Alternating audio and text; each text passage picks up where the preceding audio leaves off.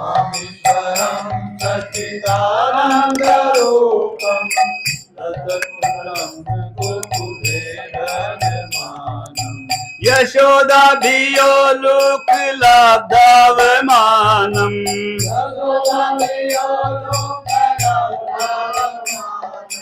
यशोदाभियोलुकलाब्धावमानम्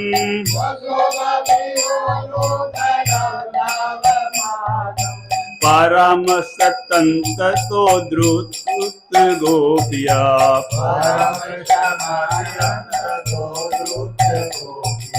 नमामीश्वरं सच्चिदानन्दरूपं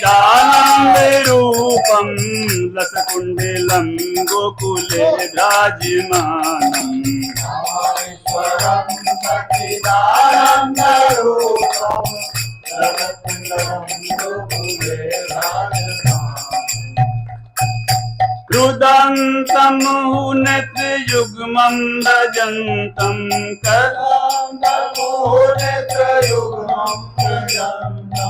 करम्भोजयुग्मेन सातङ्कनेत्रम्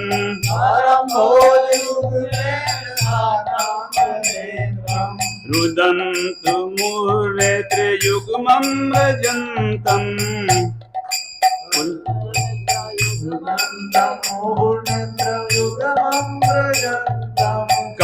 करम्भोजयुग्मेन सातङ्कनेत्रम्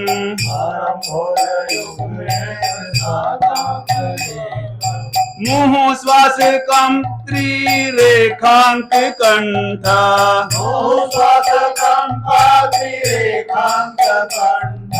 मुहुश्वासकं त्रिरेखाङ्ककण्ठा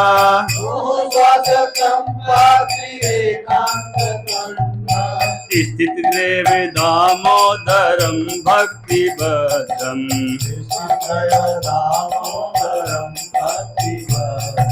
नमामीश्वरं सच्चिदानन्दरूपं रसकुण्डलं गोकुले विराजमानम् नमामीश्वरं सच्चिदानन्दरूपं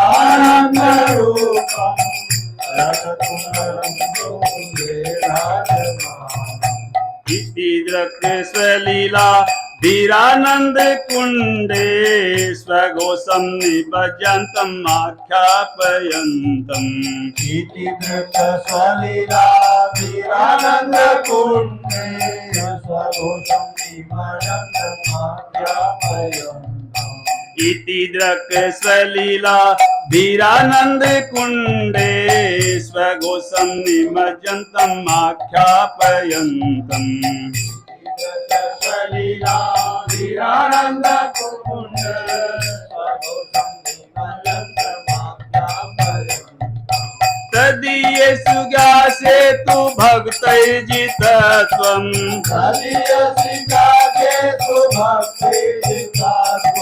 तदीये सीतागे सुभक्तिर्जितत्वम्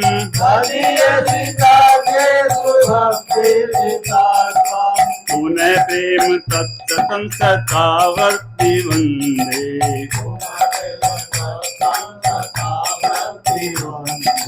नमामीश्वरं सच्चिदानन्दरूपं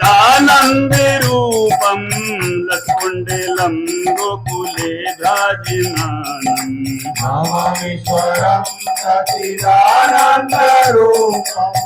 रसकुण्डलं गोकुले विराजमानम्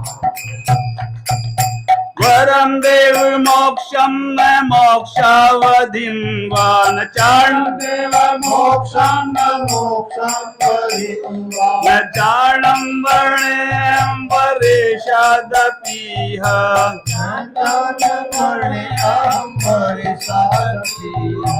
वरं देवे मोक्षं न मोक्षं वधीवा न चारणं वर्णेयं वर्षेदपीह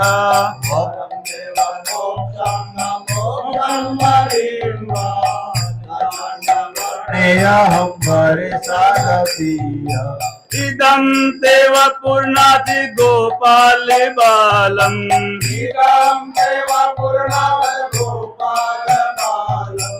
इदं श्रीदं देव पूर्णाति गोपाल बालम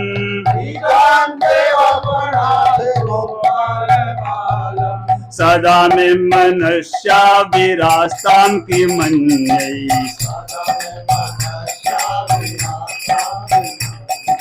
नमामीश्वरं सच्चिदानन्दरूपं लसकुण्डलं गोकुले विराजमानम् नमामीश्वरं सच्चिदानन्दरूपं लसकुण्डलं गोकुले विराजमानम् इदं ते मुखं भोजि अत्यन्त नीलरै व्रतं कुन्तलै स्निग्धस्तस्य गोप्या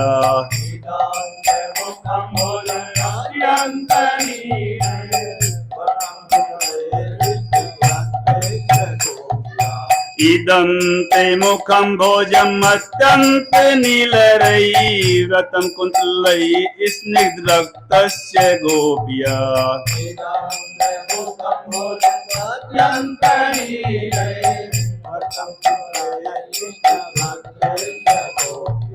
मुचुम्बितं बिम्बरक्तं धरं मे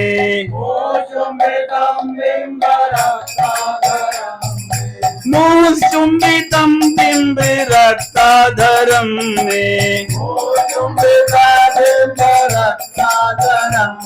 मनस्या विरास्ताम् अलं लक्ष्यलाभै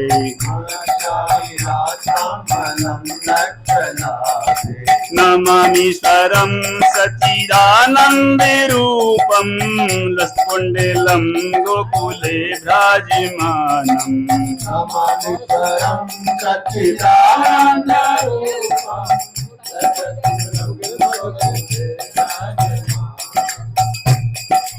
नमो देवे दामोदर अनंत विष्णु प्रसीद प्रभो दुख जालाब्धि मग्नम नमो देव दामोदर अनंत विष्णु प्रसीद प्रभु दुख जालाब्धि नमो देव दामोदर अनंत विष्णु प्रसीद प्रभु दुख जालाब्धि मग्नम नमो देव दामोदर अनंत विष्णु प्रसीद प्रभु दुख जालाब्धि कृपा दृष्टि रचयति दीनं बतानु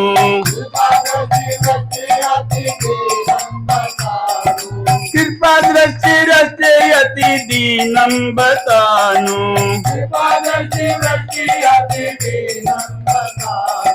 ग्रहणेश मामज्ञं मे दक्षि दृश्य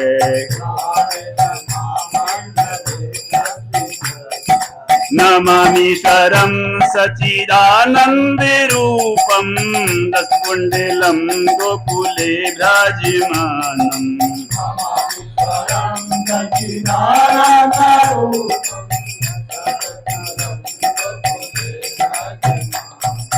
कुबेरमात्मजौ बद्धमूर्त्यैव तव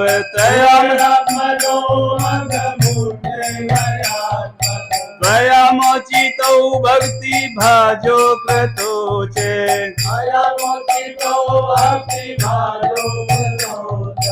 कुबेरात्मजौ बद्धमूर्त्यैव तत्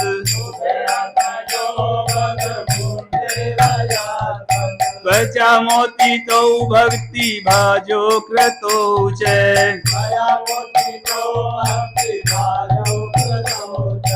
तथा प्रेम भक्ति स्वकामे पर्यक्ष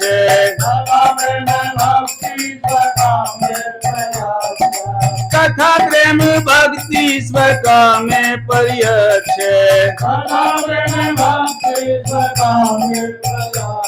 मैं मोक्षो ग्रह में स्थित दामोदरे है नमामीश्वरं सच्चिदानन्दरूपं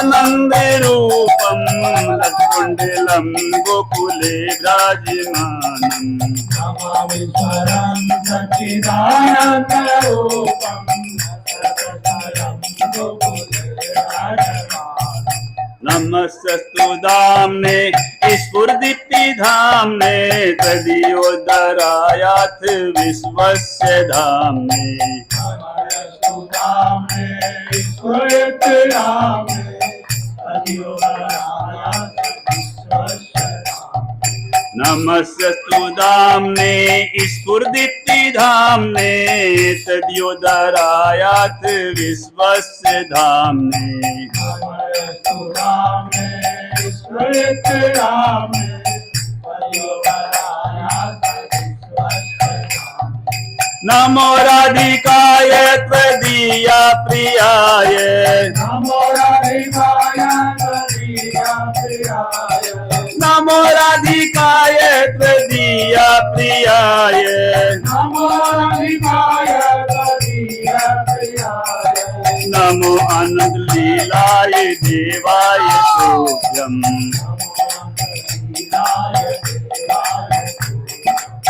नमीसरं सच्चिदानंद रूपं लसकुंडलं गोकुले विराजमानम्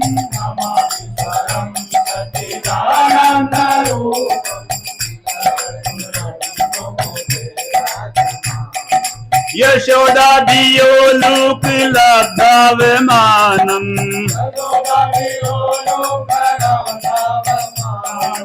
यशोदा दियो लोक लब्धावमानम्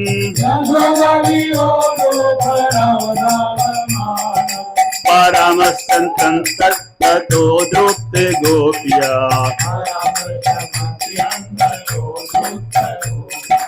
नमामीश्वरं सच्चिदानन्दरूपं लसकुण्डलं गोकुले विराजमानम्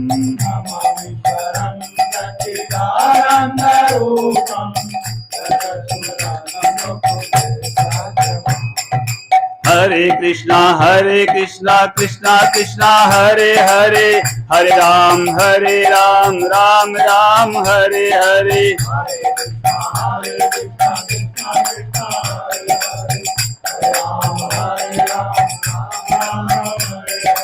हरे कृष्णा कृष्णा कृष्णा हरे हरे हरे राम राम राम हरे हरे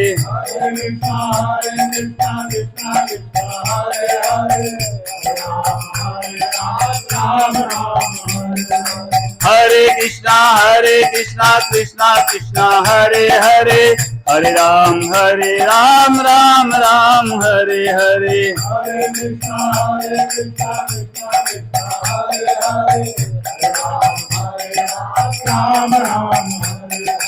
हरे कृष्णा कृष्णा कृष्णा हरे हरे हरे राम राम राम हरे हरे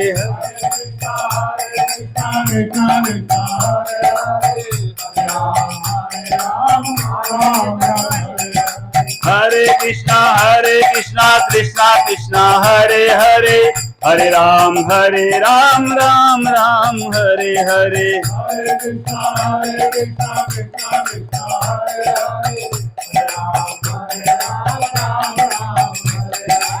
कृष्णा हरे कृष्णा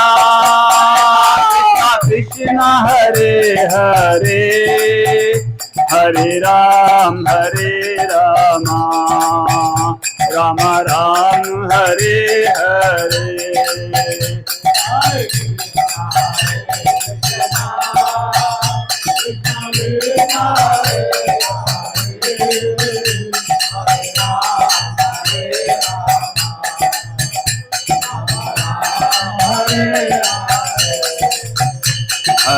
हरे कृष्णा कृष्णा कृष्णा हरे हरे हरे राम राम राम हरे हरे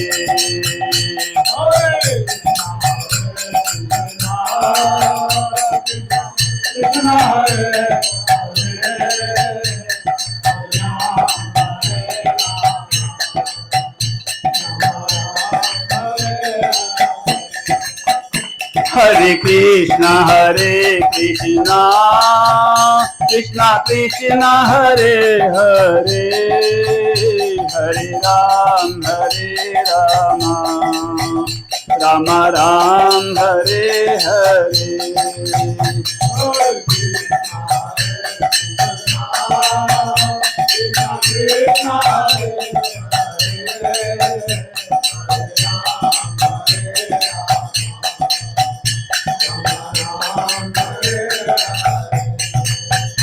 हरे कृष्णा कृष्णा कृष्णा हरे हरे, हरे राम राम राम हरे हरे।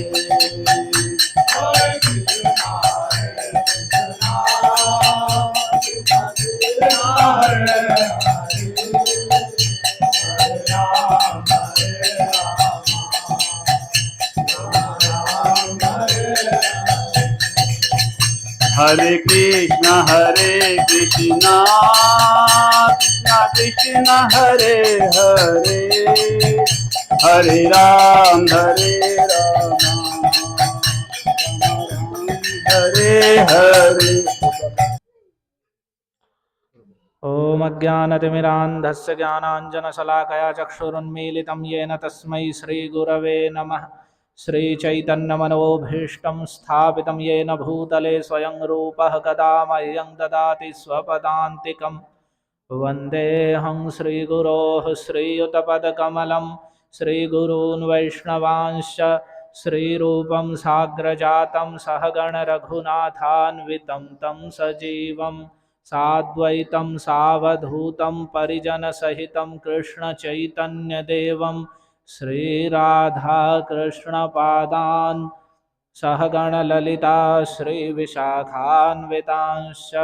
सभी बोलेंगे, हे कृष्ण करुणा सिंधो दीनबंधो जगत्पते गोपेश गोपिका कांत राधा कांत नमोस्तुते।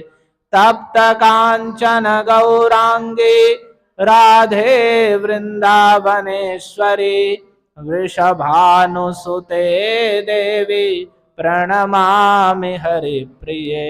नमो महावदान्याय कृष्ण प्रेम प्रदायते कृष्णाय कृष्ण चैतन्य नाम्ने गौरत्विषे नमः। जय श्री कृष्ण चैतन्य प्रभु नित्यानंद श्री अद्वैत गदाधर श्रीवासादि गौर भक्त वृंद। हरे कृष्णा कृष्णा कृष्णा हरे हरे, हरे राम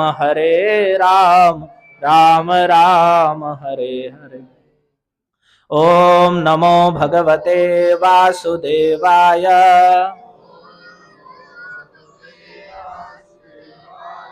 ओम नमो भगवते वासुदेवाय।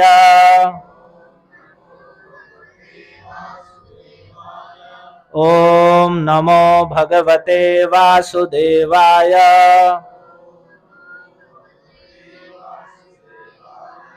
हरे कृष्णा।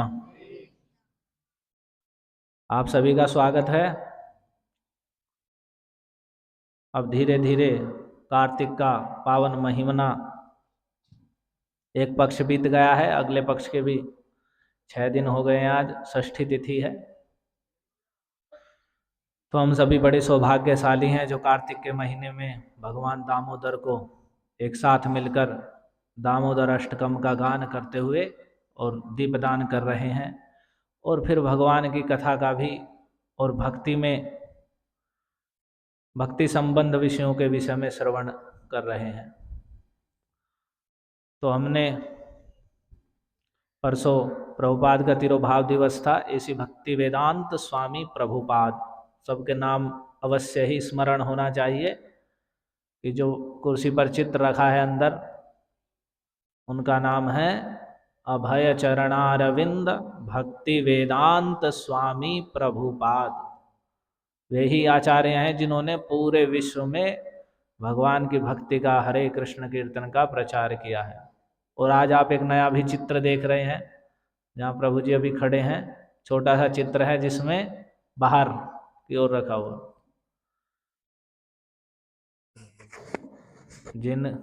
जिसमें एक महाराज जी बैठे हुए हैं केसरिया वस्त्र धारण किए हुए, ये हैं परम पूज्य गौर कृष्णदास गोस्वामी महाराज।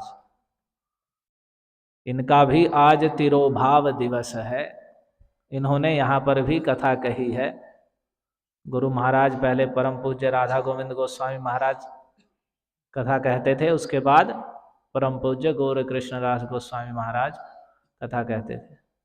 तो उनका भी आज तिरोभाव दिवस है। आज के ही दिन वे 2015 में ही 2015 में ही कार्तिक में आज के इस षष्ठी तिथि के दिन वृंदावन में इन्होंने भी देह त्याग करके भगवत धाम गमन किया था, सुबह के समय, ब्रह्म मुहूर्त के समय। तो आज उनका भी तिरोभाव दिवस है। उसके विषय में हम थोड़ी बाद में चर्चा भी करेंगे महाराज जी के विषय में, और कुछ पुष्पांजलि भी करेंगे। हम जो सुन रहे हैं सेवा अपराध के विषय में, उन्हें थोड़ा सुनते हैं, नहीं तो जो सुना है उसे भी भूल जाएंगे क्या क्या सुना है। अभी तक हमने कितने अपराधों के विषय में सुना है? कितने बताइए? एक बता रहे हैं 24, एक 26, और बताइए कितने अपराध सुने हैं अभी तक? अभी तो मैं ये नहीं पूछ रहा कि क्या क्या है, अभी तो संख्या ही पूछ रहा हूं। तो कितने अपराध हैं? अभी तक हमने 24 अपराधों के विषय में सुना है। तो 24 में से कितने स्मरण है आपको? जब स्मरण में रहेंगे तभी तो त्याग करेंगे, जब याद ही नहीं रहेंगे क्या अपराध हैं तो छोड़ेंगे कैसे? तो हम अंत में बाद में एक बार पूरे सुनेंगे, लेकिन हमने जो अंत में चर्चा की थी वह की थी वित्त साठ्य। वित्त साठ्य का अर्थ है सामर्थ्य होते हुए भी गौण उपचारों द्वारा भगवान की सेवा करना या पूजा उत्सव आदि करना। हमारे पास धन है, हम घर में भी और मंदिर में भी जब सेवा के लिए कुछ मांगा जाता है कथा आदि के लिए, पहले तो स्वयं बढ़ के देना चाहिए। वैसा ना करके हम उसे भी बहुत सूक्ष्म कर देते हैं, कुछ तो देते ही नहीं है, नहीं तो हैं करोड़पति और निकालते हैं हम 11 रुपए, 21 रुपए, 51 रुपए, और इस प्रकार से हम सोचते हैं हमने बड़ा दान कर दिया। तो धन होते हुए भी सामर्थ्य होते ही भगवान की सेवा कार्यों में धन न लगाना, ये वित्त साठ्य अपराध है। भगवान परमेश्वर हैं, संपूर्ण जगत के स्वामी हैं, उनका ही दिया हुआ हम खा रहे हैं, प्रत्येक वस्तु उनके द्वारा दी जा रही है, हमारा शरीर भी उनके द्वारा दिया गया है, और हम भी उनके ही अंश जीवात्मा हैं। उनके द्वारा दी गई वायु का हम एक एक क्षण पी रहे हैं, उनके द्वारा दिए गए जल का पान कर रहे हैं, उनके द्वारा दिए गए इस जगत में, इस पृथ्वी पर रह रहे हैं, उनके द्वारा दी गई भूमि में जो उपजाऊ क्षमता है उसमें हम उपजा करके खा रहे हैं। तो सब कुछ भगवान का ही दिया हुआ है। और उन भगवान की जब सेवा की बात आती है, कथा की या कुछ मंदिर में सेवा की या अपने घर में भी कुछ सेवा कर रहे हैं, तो वहां हम बड़े गौण हो जाते हैं, सोचते हैं कि ये तो पैसे का दुरुपयोग हो जाएगा, भला हमने इतने परिश्रम से अपने भोग के लिए बनाया है, भोग के लिए साधा है कि हम इसे भोगेंगे। और कुछ तो भोगते भी नहीं है, बस उसकी सुरक्षा ही करते रहते हैं, वो सुरक्षा करते करते मर जाते हैं और उस धन का केवल दूसरे लोग उसे छीन कर खा जाते हैं। तो लोग सोचते हैं कि भगवान की सेवा आदि में लगाना दुरुपयोग है, या चलो थोड़ा बहुत कर दो, बस 1.25 रुपये, 11 रुपये, 21 रुपये, और बस उससे काम हो जाएगा। नहीं, ये अपराध है। यदि हम धन होते हुए भी ऐसा साठ्य कर रहे हैं तो हम भगवान की कृपा कभी नहीं प्राप्त कर पाएंगे। और गृहस्थों के लिए विशेष कर है। भक्ति सिद्धांत सरस्वती प्रभुपाद ने कहा है, जो गृहस्थ सेवा नहीं कर रहे हैं, मंदिर में धन आदि नहीं दे रहे हैं और सोच रहे हैं केवल हम तो बस माला कर लेंगे, और जब माला से ही भगवान खुश हो जाते हैं तो माला कर लो, बस पैसा बचा के रखो, तो ऐसे व्यक्ति पर भगवान प्रसन्न नहीं होते हैं। वे शुद्ध रूप से हरिनाम नहीं कर पाएंगे, क्योंकि उनकी मैं मेरे की आसक्ति बनी हुई है। नाम जप के क्या करेंगे? बल्कि जो हमारे पास है, जो कुछ भी है, जिसके पास जो सामर्थ्य है, जो शक्ति है किसी भी विषय में, या जो कला है, उसे उस व्यक्ति को भगवान की सेवा में लगाना चाहिए। यदि हमारे पास धन है तो धन लगाना चाहिए। यदि हमारे पास धन नहीं है, हम शरीर से सेवा कर सकते हैं तो शरीर के द्वारा मंदिर में या कुछ कार्यक्रम है उसमें सेवा करनी चाहिए। हम गा सकते हैं तो भगवान का कीर्तन गाना चाहिए, और भी अनुमोदन करना चाहिए, उन चीज में सहयोग करना चाहिए। तो इन सब के द्वारा हम भगवान की सेवा करें। और यदि हम सामर्थ्य रहते हुए भी सेवा नहीं करते हैं तो उसे वित्त साठ्य कहते हैं। फिर अगला अपराध आता है भगवान को निवेदन न की गई वस्तु ग्रहण करना। जब हम भक्त हैं, भगवान के सेवक हैं, तो हम बिना भोग लगाए नहीं खाना चाहिए। बिना भगवान को अर्पित किए कभी भी नहीं खाना चाहिए।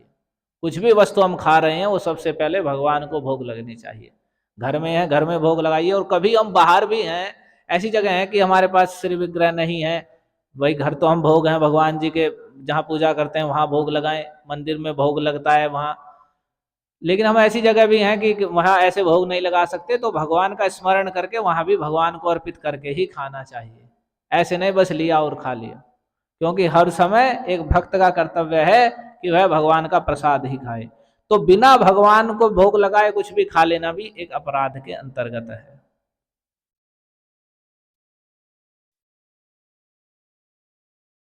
और भगवान को भोग लगा के खाने का बड़ा महत्व है। यदि हम घर में भी भोजन बना रहे हैं तो हमें चाहिए कि हम चित्र रखें, भगवान कृष्ण का चित्र रखें, और वहाँ उस पहले तो शुद्ध भोजन बनाएं, लहसुन प्याज आदि से रहित। और भी दूसरी जो अभक्ष्य पदार्थ हैं जो प्रचलन में बढ़ते जा रहे हैं आजकल, जो नहीं भी खाते थे वे लोग भी अंडे खाने उन्होंने प्रारंभ कर दिए हैं। दूध पीना छोड़ दिया है, सारा प्रोटीन अंडे में ही आ गया है, और खूब अंडे खा रहे हैं। और घर वाले भी छोटे छोटे बच्चों को खिला रहे हैं, और ऐसे ही डॉक्टर हो गए हैं, वे भी उन्हें बढ़ावा दे रहे हैं। तो आप बड़े सौभाग्यशाली हैं यदि आप अंडे मांस मछली नहीं खा रहे हैं।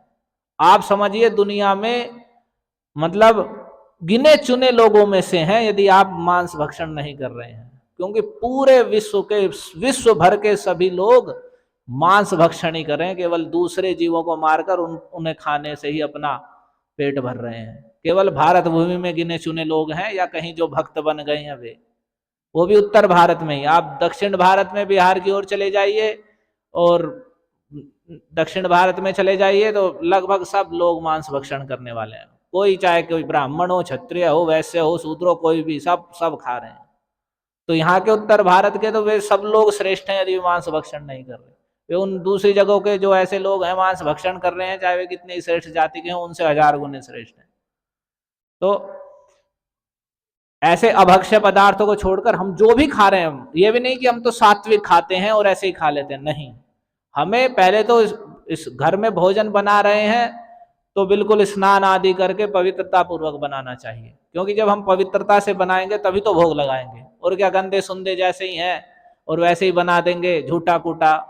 और रसोई भी घर में रखनी चाहिए, ऐसा नहीं कि कोई भी किसी समय गया और ऐसे ही जाके उठा के उसमें से ही खा लिया, झूठे कूटे हाथ लगा दिए, खाते खाते उसमें से ही नमक मिर्च उठा लिए, ऐसे ही खा लिए, झूठे कूटे बर्तन एक जगह कर दिए, नहीं, ये बिल्कुल गलत है। ये असुरी और निकृष्ट व्यवहार है।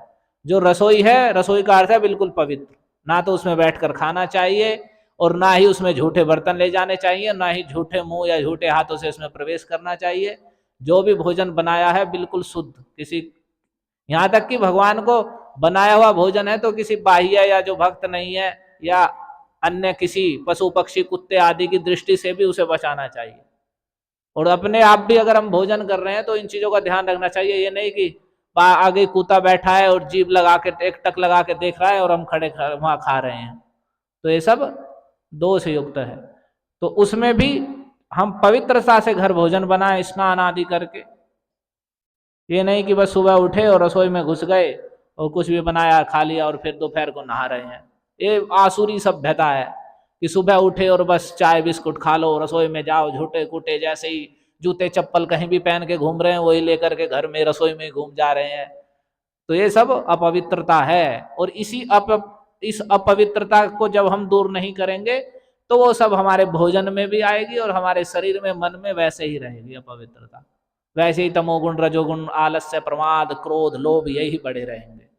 और जब हम शुद्धता से रहेंगे तो सत्व गुण बढ़ेगा और हमारा मन बुद्धि स्थिर रहेंगे और भगवान की ओर लगेंगे, सत्कार्यों में लगेंगे।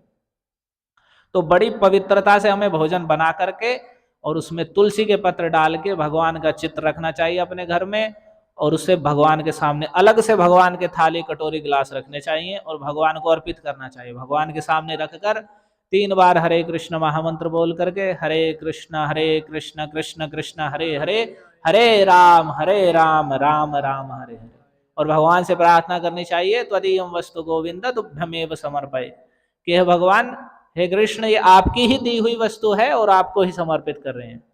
और भगवत गीता में, और ये ऐसा नहीं है, नहीं सोचना चाहिए अरे भगवान क्या खाते हैं, भगवान का, भगवत गीता में भगवान ने कहा है पत्रम पुष्पम फलम तोयम यो में भक्त्या प्रयच्छति, जो भक्ति पूर्वक शुद्ध मन से मुझे एक तुलसी पत्र, एक फल, एक थोड़ा जल और पत्रम पुष्पम या एक फूल अर्पित करता है, थोड़ा जल अर्पित करता है, कोई फल अर्पित करता है, फूल अर्पित करता है, तो कह रहे तदहम भक्त्युपहृतम अस्नामि प्रयतात्मनः, वो शुद्ध भाव से कि ये सब भगवान का दिया हुआ है, भगवान की सेवा के लिए है, तो कह रहे मैं उसे साक्षात ग्रहण करता हूं, अस्नामि, मैं उसे खाता हूं।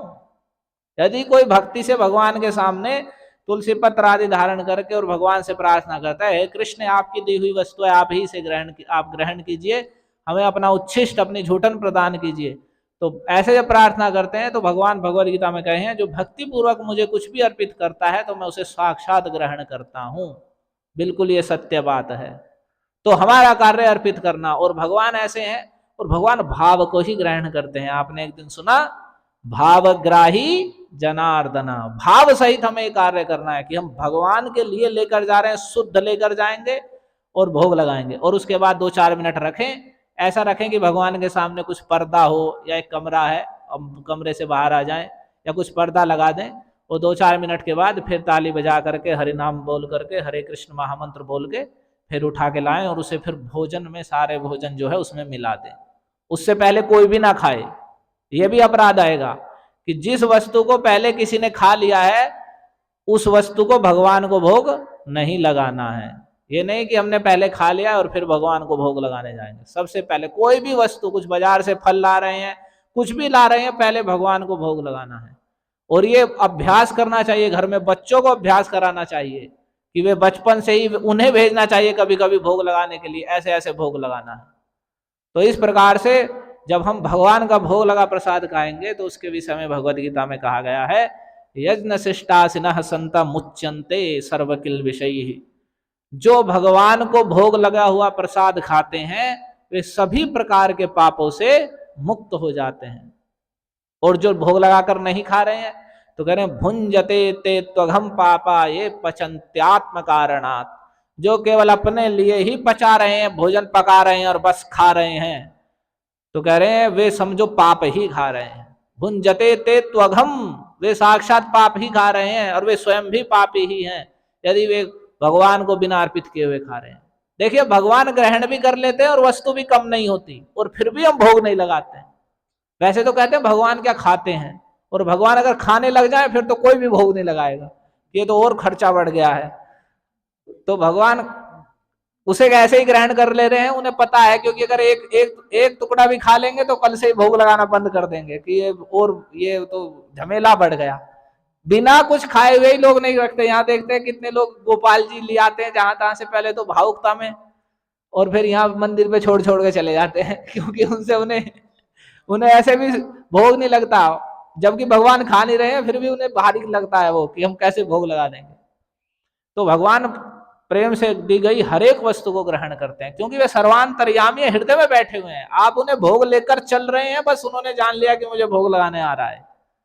और जहां भी भावना करके भगवान के चित्रपट के सामने मंदिर में भोग लगा रहे हैं तो उसे भगवान साक्षात ग्रहण करते हैं। बस हमारा शुद्ध भाव होना चाहिए, एक्टिंग नहीं होनी चाहिए बस कि बस ड्रामा सा हम कर दें कि मूर्ति रखी हुई है, चित्र रखा हुआ है, बस जाके रखा उठाया, कोई भाव नहीं, कुछ नहीं, तो उसे नहीं ग्रहण करते। क्योंकि भावग्राही जनार्दन, भगवान जनार्दन भाव ग्रहण करते हैं। आपके अंदर उनकी सेवा का भाव होना चाहिए, तब वे ग्रहण करेंगे। तो भगवान को भोग लगाए बिना खाना भी अपराध है, और जब भोग लगा के खाएंगे तो धीरे धीरे हमारा हृदय शुद्ध होता चला जाएगा, क्योंकि भगवान की उच्छिष्ट है। और किसी का झूठा खाना नहीं चाहिए। भगवान का झूठा खाएंगे, जिसका झूठन खाई जाती है उसके गुण दोष आते हैं व्यक्ति में, उसका जैसा मन है चित्त है वैसे गुण दोष आते हैं। इसलिए जहां तहां झूठन कूटन खा लेते हैं लोग। आजकल ब्याह बारातों में जा रहे हैं खाने के लिए और वहीं खड़े खड़े खा रहे हैं पशुओं जैसे नांद पे लग जाते हैं ना पशु लोग, वो खोर बना के रखते हैं और बस बांध दिए, वैसे ही वहां लगी रहती हैं। पहले तो लोग बिठा के खिला देते, अब ये नई सभ्यता चली है कि जूते उते सब पहने हुए हैं और बस ऐसे ही गंदे सुंदे हाथ हैं और बस वहां लग गए हैं, ले लेके झूठ कूट में उसके ऊपर ही खा रहे हैं, जैसे तैसे हाथ लग रहे हैं, देने वाले भी ऐसे ही, बनाने वाले भी ऐसे ही, कितना बिल्कुल। तो वे क्या होंगे ऐसे, जैसा ऐसी सभ्यता में ऐसा खान पान है, रहन सहन है, तो वैसी असुरी प्रवृत्तियां ही बढ़ेंगी। और नहीं तो भगवान को भोग लगा करके फिर भोजन बनाते समय भी शुद्ध भाव होना चाहिए, कलह क्लेश करते हुए भोजन आदि नहीं बनाना, भगवान को भोग लगाना और फिर इस बुद्धि से खाना कि ये भगवान का प्रसाद है, भगवान का स्मरण करते हुए। और तब आप देखेंगे कि 2-3 दिन में ही बड़ा परिवर्तन दिखने लगेगा। ज्यादा लंबा नहीं कह रहा मैं, 2-3 दिन में ही आप देखेंगे कि बड़ा परिवर्तन है। जो भी वस्तु, फल आ रहा है, फूल है घर में, लेकिन चाय नहीं भगवान को भोग लगानी है, चाय नहीं पीते हैं भगवान, ये टाटा टी और ये जो नशीली चाय है ये नहीं, जो काढ़ा बनाते हैं उसे लगा सकते हैं भगवान को। जो भी पवित्र वस्तु है तो भगवान को भोग लगा के ही खानी है। और जब हम बाहर भी हों ऐसी अवस्था में तो भी हमें भगवान का स्मरण करके ही वह ग्रहण करनी है।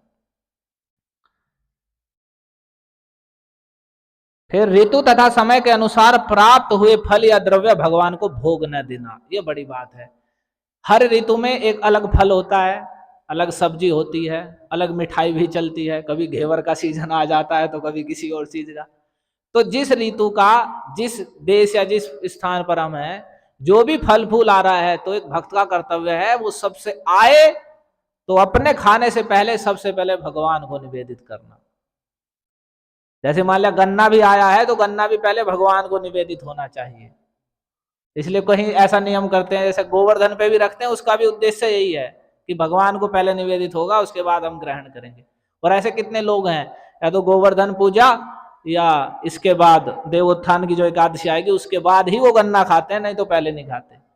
तो कोई भी किसी भी ऋतु में कोई भी नया फल सब्जी कुछ भी है तो वो सबसे पहले भगवान को भोग लगानी चाहिए, तब हमें ग्रहण करनी चाहिए। या कोई मिठाई भी है, घेवर का सीजन आया तो पहले घेवर भगवान के लिए बनना चाहिए और तब भगवान को भोग लग के ही ग्रहण करना है। तो अगर हम उसे नहीं अर्पित कर रहे हैं, भक्ति का अर्थ है हमारे अंदर जो स्वयं भोग की, भोक्ता पने की भावना है कि हम भोक्ता हैं, हम भोग करेंगे, इसको दूर करके हम सेवक हैं, कृष्ण भोक्ता हैं। प्रत्येक वस्तु का वास्तविक भोक्ता कृष्ण है और हम कृष्ण का प्रसाद ग्रहण करने वाले हैं। जब हम, ये भक्ति का उद्देश्य है, हम भोक्ता नहीं है, भोक्ता कृष्ण है। और भगवत गीता में भगवान ने कहा, भोक्तारम यज्ञ तपसाम सर्वलोक महेश्वरम सुहृदम सर्वभूतानाम ज्ञात्वा माम शांति मृच्छति। जो मुझे समस्त यज्ञों का, सारी पूजाओं का, जितने भी यज्ञ हवन पूजा है, सबका भोक्ता ग्रहण करने वाले कृष्ण हैं। जितनी यज्ञ तपस्याएं हैं सबका भोक्ता मैं हूं।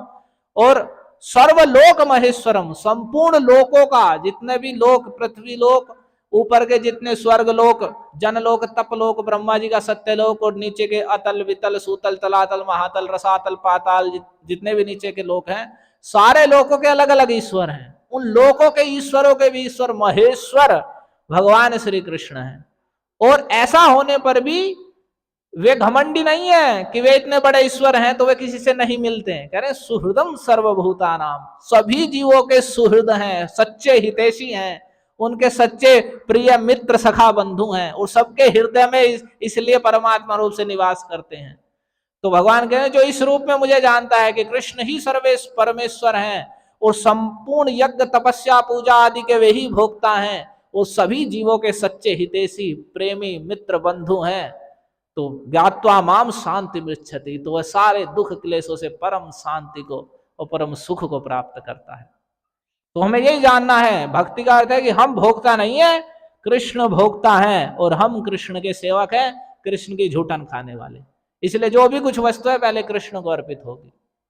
यहां तक कि कितने भक्त लोग ऐसे हैं, कुछ नए वस्त्र आदि भी हैं तो पहले भगवान के ही सामने रखेंगे उन्हें, तभी पहनेंगे, नहीं तो ऐसे नहीं पहनेंगे। तो इस प्रकार से हमें अपना भोक्तापन खत्म करना है, भगवान के सेवक भाव को जगाना है। इसे इस प्रकार से हम भक्ति साधन कर पाएंगे। तो हमने 3 अपराध सुने, भगवान के भोग लगा, बिना भोग लगाए वस्तु नहीं ग्रहण करनी है, और जो भी किसी ऋतु में या समय के अनुसार जो भी फल या द्रव्य या सब्जी जो भी कुछ है उसको पहले भगवान को भोग लगाना है, तब ग्रहण करना है। और भगवान की सेवा में धन की कंजूसी नहीं करनी है, बल्कि बढ़ा के देना है। शास्त्र में बताया गया कम से कम 20% यानी 5वां हिस्सा भगवान की सेवा कार्य में लगना चाहिए। 5वां हिस्सा धन का, यदि 100 रुपये आपने कमाए तो 20 रुपये भगवान की सेवा में कुछ धर्म कार्य में लगने चाहिए। और धर्म कार्य का अर्थ ये नहीं है कि हम कुछ उत्सव मना रहे हैं और डीजे बजा दिए हैं और उसमें गाने बज रहे हैं और उल्टा सीधा नाच हो रहा है और हम उसमें पैसे खर्च कर रहे हैं, ये कोई धर्म कार्य नहीं है। धर्म कार्य का अर्थ है इस प्रकार से, जैसे भगवान की कथा होना, भगवान के मंदिर में सेवा पूजा होना, ऐसे ही समय समय पर उत्सव हैं उसमें, और उसमें अच्छा सभी लोगों को प्रसाद मिले भगवान का, और जैसे गाय है भगवान की प्रिय, उन गायों का संरक्षण होना, इन सब कार्यों में पैसा लगना, भगवान गीता भागवत आदि जो ग्रंथ है उन ग्रंथों का प्रचार होना, घर घर में उन्हें पहुंचाना, इसमें सेवा में लगना चाहिए धन। तो हमने ये अपराध सुने, इनसे हमें बचना है। आगे और होंगे तो आज अभी 2-4 मिनट में महाराज जी के विषय में सुनते हैं। परम पूज्य गौर कृष्ण महाराज, महाराज जी का नाम है गौर कृष्ण दास गोस्वामी महाराज, और जो प्रभुपाद जी के शिष्य हैं, जो गुरु महाराज हैं हमारे, जो पहले यहाँ कथा करते थे, और रथ यात्रा वाले दिन जिनका आविर्भाव जन्म दिवस मनाया था परम पूज्य श्री श्रीमद राधा गोविंद गोस्वामी महाराज, उनके ही महाराज जी शिष्य हैं, शिष्य थे। और वैसे तो भगवान के भक्त नित्य रहते हैं, इसलिए हैं कह रहे हैं। और महाराज जी का जन्म बिहार में ही एक बबुआ जिले में खडिया ग्राम पड़ता है, उसमें हुआ था, एक ब्राह्मण कुल में, और शुरू से ही होशियार थे पढ़ने लिखने में। और ऐसे ही इन्हें जब गुरु महाराज वहाँ प्रचार करते थे तो इन्हें कुछ पुस्तक मिली, प्रभुपाद की एक पुस्तक है कृष्ण की ओर, जो मैंने सुना है कुछ उसके अनुसार मैं बता रहा हूँ। तो वह पुस्तक किसी ने दूसरे ने ला के दी, ये होशियार थे और मतलब नेतृत्व की योग्यता थी इनमें, लीडरशिप क्वालिटी। तो स्कूल में पढ़ रहे हैं तो ये इनके अनुसार बच्चे या कोई भी चल रहे हैं, घर में भी इनके निर्णय को रखा जा रहा है। तो कुछ 10वीं 12वीं जौन सी भी क्लास में थे, 9वीं 10वीं में, तो वो पुस्तक मिली, उन्हें पढ़ी तो इन्हें बड़ी अच्छी लगी पुस्तक कि कौन इसे प्रचार करता है। तो महाराज से उनके गांव में मिलने गए, वहां से ही 10-12 किलोमीटर पड़ता है गुरुरा गांव। तो उसमें एक बार मैं वहां गया हूँ, दोनों स्थानों पर अवसर मिला। तो वहाँ महाराज जी के गांव में गए, महाराज से मिले, प्रभावित हुए, उन्हें अपने गांव में निमंत्रण किया, आमंत्रण दिया, फिर वहाँ कीर्तन हुआ, धीरे धीरे जुड़े और भक्ति में लगते चले गए, होशियार थे ही। और फिर महाराज जी ने भी देखा कि इनमें योग्यता है तो इन्हें बढ़ावा दिया। और फिर थोड़ा समाज की भी परिस्थिति ऐसी थी, श्रेष्ठ ब्राह्मण कुल से हैं, और तो लोग जो हैं जो कुछ उच्च जाति के हैं, वे ये विचार करके कि ये तो छोटी जाति का है तो भगवान की बात भी नहीं सुनते हैं, तो जब ये ब्राह्मण कुल के रहेंगे, प्रचार करेंगे, तो लोग विशेष रूप से ग्रहण करेंगे उस बात को। तो इनका और योग्यता इनमें थी, और धीरे धीरे महाराज जी की कृपा हुई तो वहाँ प्रचार करना, और प्रचार भी ऐसे गाँवों में जो पहाड़ पे हैं, जहाँ जाने का रास्ता भी नहीं है ढंग का, वैसे गाँवों में। और कुछ सामान लेकर के, सत्तू आदि कुछ ले लिया, उसे लेकर के गुरु महाराज के साथ में जाना, उस पर सिर पे ढो ढो करके एक एक गांव में रुकना, वहां कीर्तन करना, शाम के समय लोगों को बुला करके ऐसे कथा भगवान के विषय में बताना, फिर रात में वहीं रुकना, वहीं से कुछ लोगों ने कुछ आटा आदि कुछ दे दिया, वहीं रोटी आदि बना के भोग लगा के ग्रहण की, और फिर अगले दिन सुबह उठे, वहीं मंगला आरती की, और फिर दूसरे गाँव में चले गए। इस प्रकार से नंगे पैर महाराज जी के, हमारा सौभाग्य है, भगवान की कृपा है कि महाराज जी की सेवा करने का हमें बचपन से ही अवसर मिला, क्योंकि महाराज जी वहाँ मखदुमपुर में हर साल ही कथा के लिए जाते थे, 2 बार जाते थे, एक बार कथा के लिए, एक बार वैसे ही गंगा सेवनम सप्ताह नाम रखा था। तो पहले मंदिर नहीं था तो घर पे ही रुकते थे, तो हमें वहाँ शुरू से ही उनका संग सेवा आदि का अवसर मिलता था, उसका ये परिणाम है, साधु सेवा का ये परिणाम है। तो महाराज जी के हमने जैसे चरण दबाए हैं तो उसमें देखा है कि वे पैर इतने कठोर थे, बहुत कठोर गौर कृष्ण महाराज के पैर, और वे इसी कारण से थे, उन पर्वतों में नंगे पैर घूम घूम करके भगवान का प्रचार किया है, पहाड़ों के क्षेत्र में, पहाड़ क्षेत्र में बहुत कठोर थे, मतलब उंगली दुखेगी दबाने में पैर नहीं दबेंगे ऐसे। जबकि बहुत पहले उन्होंने, वो फिर जब वृंदावन आ गए और ऐसे घूमकर प्रचार करने लगे, जगह जगह कथा करने जाने लगे, तब तो बहुत दिन से छोड़ रखा था, लेकिन फिर भी पैर इतने ही कठोर थे। तो जो बता रहे थे कि इनके द्वारा बहुत भगवान की सेवा की गई है, बड़ा परिश्रम किया गया, तो वही फिर जबकि प्रचार में संलग्न थे, तो इन होशियार थे, अपने घर में बड़े थे, 4 भाई और 3 बहन हैं शायद, तो सबसे बड़े यही थे, होशियार थे। तो इनके पिताजी की इच्छा थी, होशियार है तो एक गांव में है, साधारण सा गांव है, तो पढ़ लिख के कुछ नौकरी चाकरी करेगा तो अच्छा सहारा होगा। लेकिन गुरु महाराज ने इनसे कह दिया पहले ही इनकी योग्यता देख करके, और गुरु महाराज के प्रति पूरे समर्पित थे। गुरु मुख पद्म वाक्य चित्ते ते करी आयक्य आर ना करी हमने आशा। जो भगवान के निष्कपट सेवक गुरुदेव हैं, ऐसे दम्भी लोग नहीं कि बस हमने गुरुजी बना लिया और गुरुजी भोग कर रहे हैं, ऐसे नहीं। जो भगवान की सेवा में ही लगे हुए हैं और जिनके हृदय से संसारिक विषय भोगों की एकत्र करने की भावना विदूरित है और वे केवल भगवान को प्रसन्न करने के उद्देश्य है, ऐसे आचार्य हैं। और ऐसे अनुगति करना चाहिए उनकी, उनके जो वो कहें उस बात को मानना चाहिए। तो वैसा ही था, जो गुरु महाराज कहते थे वैसा करते थे। तो गुरु महाराज ने इनसे कह दिया कि तुम्हें विवाह आदि नहीं करना है। मतलब उसको ऐसा कहा कि बताओ, एक दिन के लिए दूल्हा बनना है कि जीवन भर के लिए? तो एक दिन के लिए दूल्हा बनोगे, एक दिन बैंड बजेगा, सब लोग देखेंगे और फिर कोई नहीं पूछेगा, फिर उसी कैटेगरी में आ जाएंगे। और यदि साधु बन जाओगे तो जीवन भर के लिए दूल्हा हो जाओगे, जिधर को भी निकलोगे सब देखेंगे कि देखो ये साधु हो गए। तो महाराज जी ने कहा कि तुम्हें गृहस्थ नहीं रहना है और तुम्हें भगवान की सेवा में जीवन समर्पित करना है। तो ये बात इन्होंने अपने पिताजी से भी कही। तो पिताजी बड़े मतलब एक सज्जन पुरुष और सीधे स्वभाव के थे, तो उन्होंने वो चीज ग्रहण कर ली। फिर भी तुम धीरे धीरे इनका झुकाव भगवान के प्रचार आदि कार्यों में, महाराज जी की सेवा में लगा रहा। और वैसे अपनी लौकिक पढ़ाई भी करते रहे बराबर, पढ़ाई और भक्ति का प्रचार आदि बराबर चलता रहा। और फिर एक दिन ऐसी घटना घटी, देखिए ये इनकी विशेषता योग्यता, घर में सबसे बड़े थे और समझदार थे, बुद्धिमान थे, पढ़े लिखे भी थे। और उस समय क्या हुआ, एक दिन महाराज ही आए हुए थे घर पर और वे प्रचार के लिए ही जा रहे थे। ऐसे पहाड़ में थोड़ा बरसात का मौसम हो रहा था, तो इनके पिताजी गए हुए थे खेत में और उन्हें 50 भक्तों का। और महाराज जी की जो माता जी हैं वे अभी भी हैं, उनका नाम है गुंजामाला देवी दासी, वृंदावन में रहती हैं। तो उनकी भी बड़ी सेवा है। देखिए, किसी के पिता माता का ही कोई बड़ी सेवा, उनके पुण्य होते हैं, तभी कोई घर में ऐसे साधु या कोई श्रेष्ठ महात्मा लेते हैं। तो उनकी क्या है कि जब घर से ही कूट कूट करके चावल निकलते थे उसमें से, तो उस समय उन माता जी की विशेषता, अगर उन गांव में क्या था कि कहीं भी कोई भी साधु आ जाए, बस महाराज जी के घर कह देना कि वहां चले जाओ, वहीं खान पान जो भी कुछ होगा, रुकना तो मंदिर पे हो गया, लेकिन जो भी खान पान है सब वहीं होगा, चाहे 1 आ जाओ, 10 आ जाओ, 50 आ जाओ, कितने आ जाओ। तो अगर उनसे कह दिया कि इतने 50 भक्त आ रहे हैं, सुबह उनका प्रसाद होगा, तो चावल नहीं है तो सुबह 2 बजे उठ करके उससे कूट करके ढेकी से, और उससे कूट करके चावल निकालना, फिर उन्हें बनाना और समय पर 50 भक्तों को भोजन करा देना। अपने ही घर का दान, अपने ही घर का सब कुछ। ये नहीं कि, इसे कहते हैं वित्त साठ्य ना करना। हमारे पास जो है पैसा नहीं है लेकिन वस्तु तो है, तो उन सबको भोजन कराना। और ऐसा बड़ा परिश्रम। आजकल तो घर में कोई मेहमान भी आ जाए तो आजकल की स्त्रियों को उनके लिए भी भोजन बनाना भारी हो जाता है। बस बाजार से ठंडे की बोतल ला दो और उससे ही काम हो जाएगा। ये फैशन चल रहा है और इसी कारण से लोग, तो उनका इतना परिश्रम है। तो वही माता जी, सब घर भक्त आए हुए थे, तो उन सब का भोजन घर पे ही हुआ। तो उनके पिताजी चले गए थे खेत में, तो वहां आकाश बिजली कुछ गिर गई और उनका देहांत हो गया। तो वे महाराज जी जा रहे थे उसी समय, गुरु महाराज, कई भक्तों के कितने भक्त थे, तो उन्होंने देखा, तो उन्हें महाराज कहने लगे, जो मैंने सुना कि उसमें उन्होंने भक्तों से कहा कि मुझे ऐसा लग रहा है किसी विशेष व्यक्ति का शरीर छूट गया।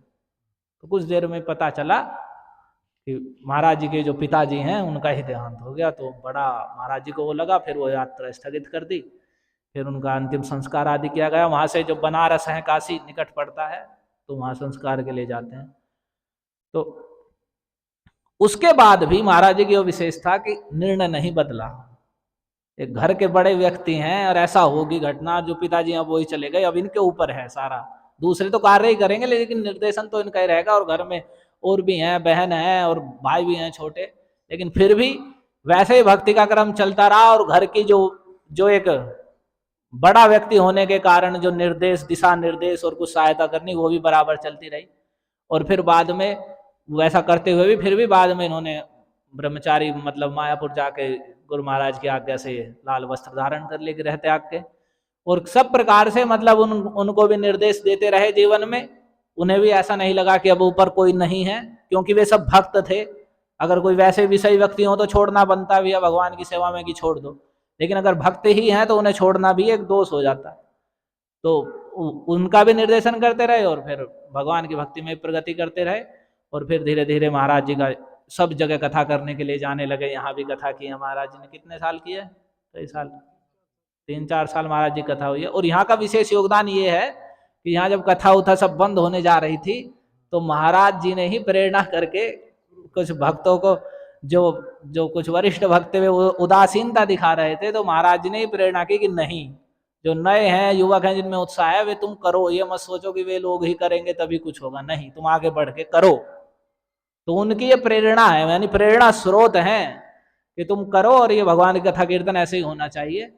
और फिर ये उसी प्रेरणा स्रोत से ये चल रहा है आगे, क्योंकि यदि कोई प्रेरणा देने वाला नहीं है तो उत्साह होने पर भी व्यक्ति कार्य नहीं करता। तो इस यहाँ जो भी कार्य ये दोबारा कथा कीर्तन बढ़ा फिर, तो उसमें महाराज जी प्रेरणा स्रोत हैं। तो ऐसे ही महाराज जी का 2015 में फिर संन्यास हुआ। संन्यास में बहुत लोग आए, हरिद्वार में गुरु महाराज की कथा होती है, वहीं संन्यास हुआ था। लेकिन योग्यता वैसी थी तो योग्यता थी, और इतनी बड़ी योग्यता जो साधु की होती है कि जो कोई मुझसे द्वेष करता है उससे भी न द्वेष करना, ये इनके जीवन चरित्र में था। और घमंड नहीं था, एक साधारण व्यक्ति भी जाके मिलेगा तो वैसे ही प्रेम से मिलेंगे। ऐसा नहीं बड़े महाराज हो गए, बड़े बड़े लोग पीछे चल रहे हैं तो अब कोई साधारण व्यक्ति जाएगा उसकी कोई वैल्यू नहीं रहेगी, ऐसा कुछ नहीं। सामान्य व्यक्ति तो पूरा मैत्रीवत व्यवहार करेंगे। और फिर महाराज जी फिर लगभग 6 महीने के बाद ही, संन्यास के बाद ही, वृंदावन में ही महाराज जी ने देह त्याग कर दिया। जो भी हार्ट अटैक का ही, मतलब हृदयघात का ही बताते हैं कि गैस वैस बनी, ऐसा कुछ, ये तो एक बहाना सा हो जाता है। तो महाराज जी ने आज के दिन ही कार्तिक मास के शुक्ल पक्ष की षष्ठी तिथि में देह त्याग किया था।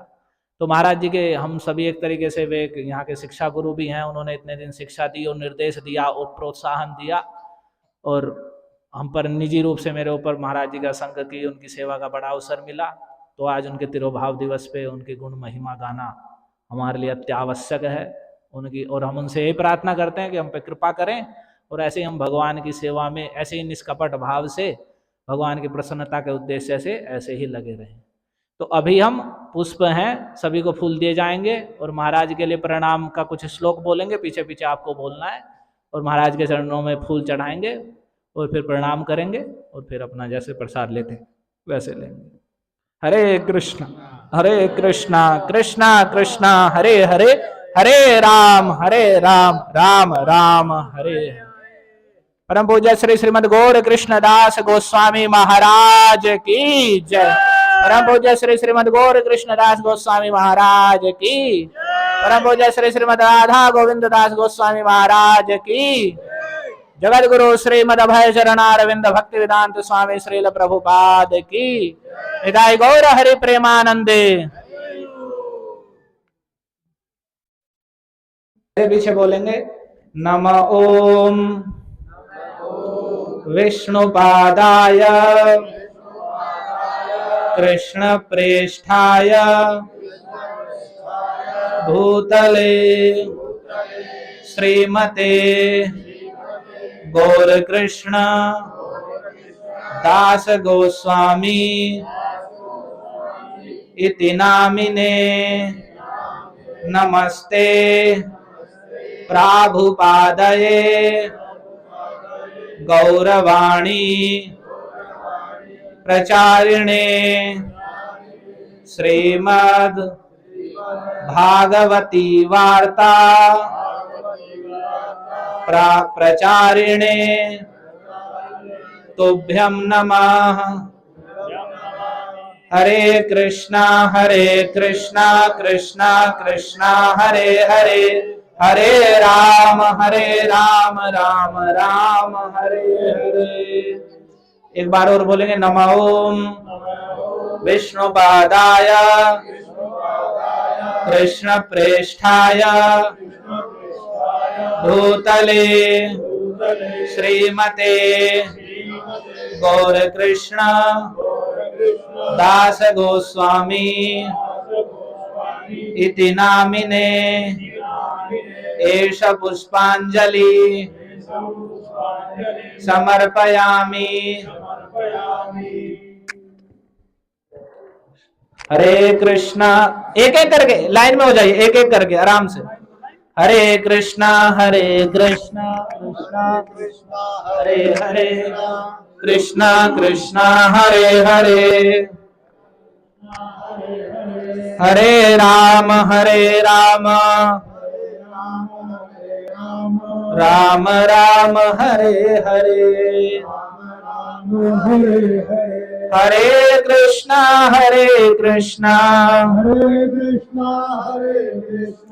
कृष्णा कृष्णा हरे हरे, कृष्णा कृष्णा हरे हरे, हरे राम हरे राम, हरे राम, राम राम हरे हरे, राम राम हरे हरे, हरे कृष्णा कृष्णा कृष्णा कृष्णा हरे हरे, कृष्णा कृष्णा हरे हरे, हरे राम हरे राम, राम राम हरे हरे, राम राम हरे हरे, हरे कृष्णा कृष्णा कृष्णा कृष्णा हरे हरे, कृष्णा कृष्णा हरे हरे, हरे राम राम, राम राम हरे हरे, राम राम हरे हरे, हरे कृष्णा कृष्णा हरे कृष्णा कृष्णा कृष्णा हरे हरे, कृष्णा कृष्णा हरे हरे, हरे राम राम, हरे राम, राम राम हरे हरे, राम हरे हरे, हरे कृष्णा कृष्णा हरे कृष्णा कृष्णा कृष्णा हरे हरे, कृष्णा कृष्णा हरे हरे, हरे राम राम, हरे राम, राम राम हरे हरे, राम राम हरे हरे, हरे कृष्णा कृष्णा हरे कृष्णा कृष्णा कृष्णा हरे हरे, कृष्णा कृष्णा हरे हरे, हरे राम राम, हरे राम, राम राम हरे हरे, राम राम हरे हरे, परम पूज्य श्री श्रीमद गौर कृष्ण दास गोस्वामी महाराज की, परम पूज्य श्री श्रीमद गौर कृष्ण दास गोस्वामी महाराज की, परम पूज्य श्री श्रीमद राधा गोविंद दास गोस्वामी महाराज की, जगत गुरु श्रील प्रभुपाद की, कार्तिक मास महा महोत्सव की, निताय गौर हरि प्रेमानंदे। नमो